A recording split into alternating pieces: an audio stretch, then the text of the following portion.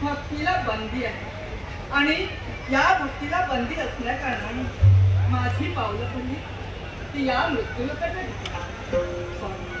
असं जरी का असलं तरी त्या देवाला आपल्याला प्रसन्न करून घ्यायला त्या देवाचा आशीर्वाद आपल्या पृथ्वीवर सदैव असायला यासाठी भक्ती ही महत्वाची भक्ती म्हणूनच या एकांत मी भक्ती करण्यासाठी आहे लवकरात त्या देवाला प्रसन्न करून घ्या हरी ओम नमः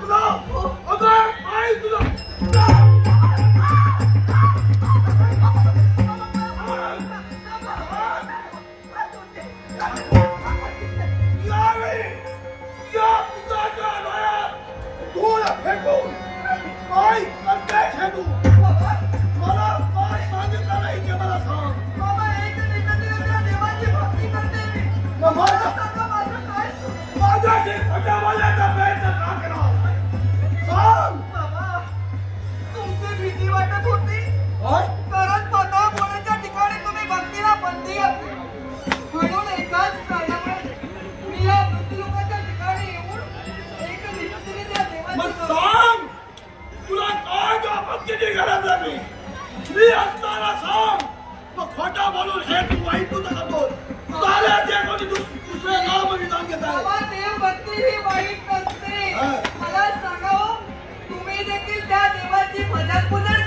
बरोबर ना? त्याने म्हणे आषाढी नयनी मोजली त्या शंभू देवाला तुम्ही देखील पूजला. मग मला सांगा तुम्ही काही पाहिजे केला? मी घरातील करता कविता आहे. मी माझ्या स्वार्थासाठी केलो. तुला त्याची करायची गरज नाही. तुम्ही तुमच्या स्वार्थासाठी केला पण मी माझ्या स्वार्थासाठी केव्हाच केलं नाही. कारण फक्त त्या देवाचं दर्शन व्हायला हवं. त्यात उदास्त हेतूने मी त्यांची भक्ती केली. अगं साक्षात देवापेक्षा जन्म देणारे माता पिता हे सर्वश्रेष्ठ आहे. आई वडिलांना जो कोणी विसरला तो व्यर्थ गेला समाज. बाबा मी तुम्हाला केव्हाच विसरले. हे तुझ्या सेवा हेच माझं भाग्य आहे. कारण तुम्ही मला जन्म दिला. जन्म देणारी माता पिता ही त्या देवाईपेक्षा श्रेष्ठ असतात तरी सुद्धा तुमचे मी सेवा करते. मला सांगा त्या देवाची भक्ती करण्यासाठी मला एकच वाईट वाटलं. असं काय? लहानाची मोठी गुलामी केली केव्हाही अपशब्द तुझ्या मुखातून आला नाही. आज तू खोटं बोलून या मृत्यू लोकांची शिव मंदिरात भक्ती करते म्हणून ज्या मुखातून तुझे शब्द निघाले त्या देवाचं नामस्मरण माझ्या ओठात येता कामा नये म्हणून जे तुझं ऐकलेलं मी ते कानाने श्रवण केलं म्हणून आज ज्या मुखातून ज्या देवाचं नाव तुझं होते त्या हे तुझं माने मस्त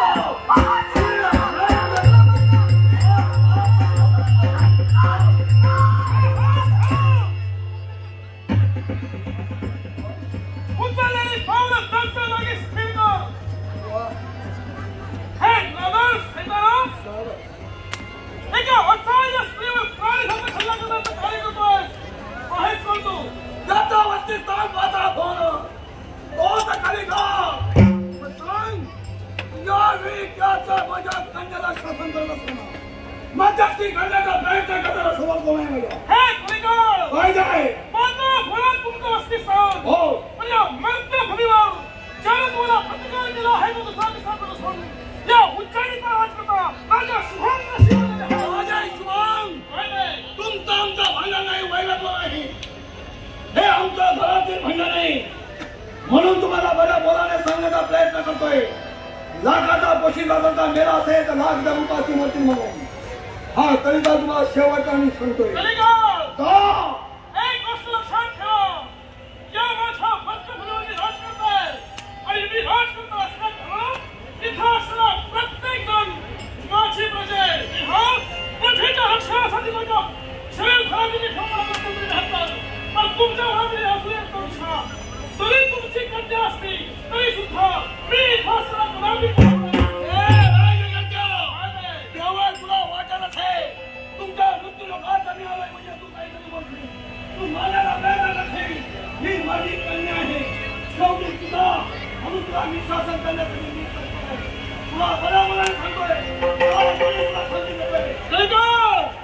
संधी कुणी कुणा गाडी तुझ्यासारख्या नावाचा फेकाच्या संधीला घालून मी तुला पण लक्षात ठेव तुझ्या माझ्या घाटाच्या उद्देशाने माझ्या समोर आला असेल तू हा जो प्राणी वाचलाय हा मला हरिपणाचे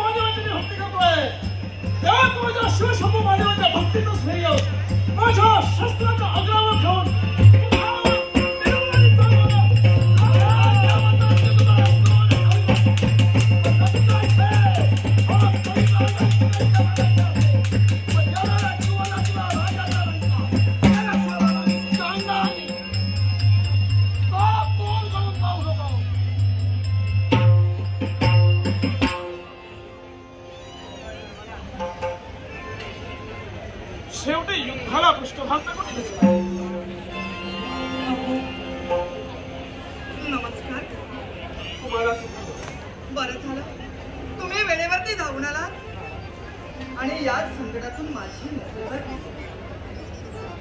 अहो राजकारणी, जर का तुम्ही आला नसता तर या माझ्या कायेचं काय झालं असतं कुणाशी?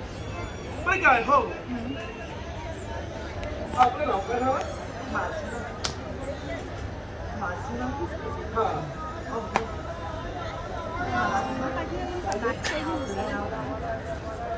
माझं नाव शुभांग. वा, मनाला आवडले. हे तुमचं नाव ऐकल्यानंतर माझ्या मनाच्या ठिकाणी आनंद झाला. अहो माझं नाव तुम्हाला ऐकलं श्याम. हा तुमचं तुम्हाला साजेल शोभेल असं तुमचं नाव हो. श्यामळ. हे पहा, काय? जो प्रमाण तुमच्या पित्याला आता घेऊया हा कदाचित या विश्वाच्या पाठीवर कुठला तरी एखादा असा बाप असेल जो आपल्या संततीच्या बाबतीत असा प्रकार घडेल. पण तरी सुद्धा बापाचं हृदय हे सागरापेक्षा अथांगय आणि आकाशापेक्षा विशाल अशी त्या बापाची माया. तो बाप तुमच्यावर जास्त दिवस रागीत घेईल असं मला वाटत होतं. अहो तुम्हाला तसं वाटतं पण बाबांचा राग मला नाही. जरी आता जरी पुनश्च माघार जरी घेतला असेल ना तरी बाबा माझे एवढे क्रोधिष्ठ आहे पुन्हा माझं नाही स्वीकारतो. तुमच्याजवळ एकच विनंती माझी, मी पुनश्च माघारी नाही जाऊ शकत. तुमच्या या राज्यात तुम्ही माझ्या उच्चनीत आहात पण तरी सुद्धा मी तुम्हाला माझ्या राज्यात घेऊ शकत नाही. त्याला काय असेल तर तुमचं राहण्यात वस्तुस्थानमुळे माझ्या घरात दानव तुमचा जन्म झाला तेव्हा हे दानव स्वरूपी संकट माझ्या राज्यावर पण तुम्ही एक राजा तेव्हा वाटेल तेव्हा तुम्ही तुमच्या स्वस्तानी चला. मला वाटेल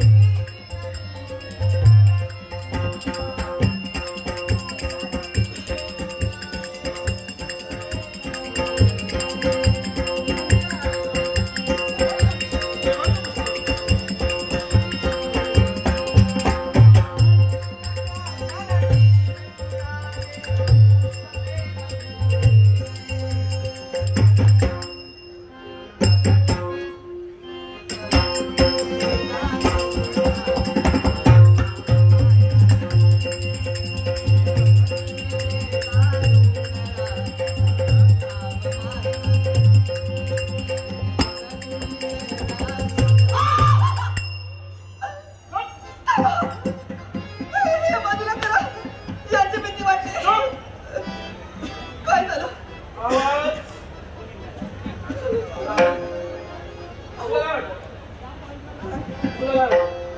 मला काहीच नाही. या निर्जनशा स्थळी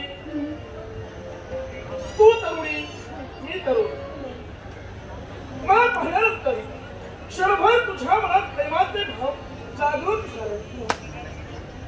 प्रेमाची उधळण करायला लागलीस. आपण काय ग ज्याच्यावर तू प्रेम करतेस ना त्याच्या मनात तुझ्याबद्दल प्रेम आहे की नाही त्याचा कधी विचार केलास? विचार केलाच नाही. पण मला सांगा तुमचं माझ्यावरती प्रेम आहे मुळेच आहे का? अगर खटका दोन खटका देहभान विसरायला लावणारं शरीर सुख करते प्रेम नव्हे तर प्रिय व्यक्तीवरून जीव वाळून टाकण्याची उत्कंठा म्हणजे प्रेम. अहो तेच तर मी करते. माझ्या मनात नाही पण तुमच्या मनात तुझ्यावरून जीव वाळून टाकावा